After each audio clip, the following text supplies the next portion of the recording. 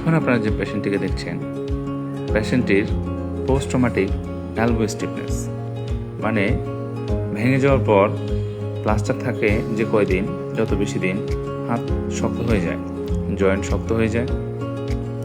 তো আমাদের কাছে এসছে পেশেন্টটি, তার হাত শক্ত নেই।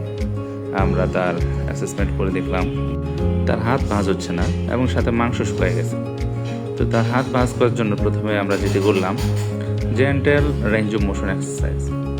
খুব স্লোলি আমরা তার হাত ভাঁজ করার চেষ্টা করলাম। এটা অনেক পেইনফুল একটা কন্ডিশন। অনেকদিন প্লাস্টার থাকার ফলে হাত যেহেতু জয়েন্ট কোনো মুভমেন্ট করে না, তো প্লাস্টার খোলার পর জয়েন্ট পেইনফুল হয়, জয়েন্ট শক্ত হয়ে যায় এবং সেই অবস্থার জন্যই আপনাকে ফিজিওথেরাপি নিতে হবে। অনেক রোগীর লোকই প্লাস্টার মনে করে প্লাস্টার খোলার পর আর তাদের কোনো কাজ নেই, এবার মনে হয় নিজেই হয়তো সোজা হয়ে যাবে অথবা ভাঁজ হয়ে যাবে, কিন্তু না।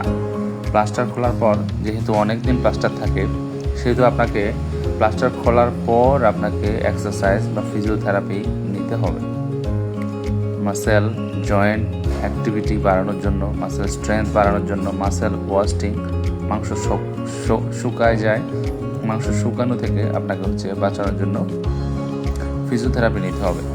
দেখুন এই বাচ্চাটিকে, আপনারা দেখতে পাচ্ছেন যে অনেকদিন ইমোবিলাইজ থাকার ফলে, অনেকদিন প্লাস্টার থাকার ফলে বাচ্চাটির জয়েন্ট, এলবো জয়েন্ট শক্ত হয়ে যায়, যার ফলে এখন ভাঁজ করতে কী পরিমাণ কষ্ট করতে হচ্ছে।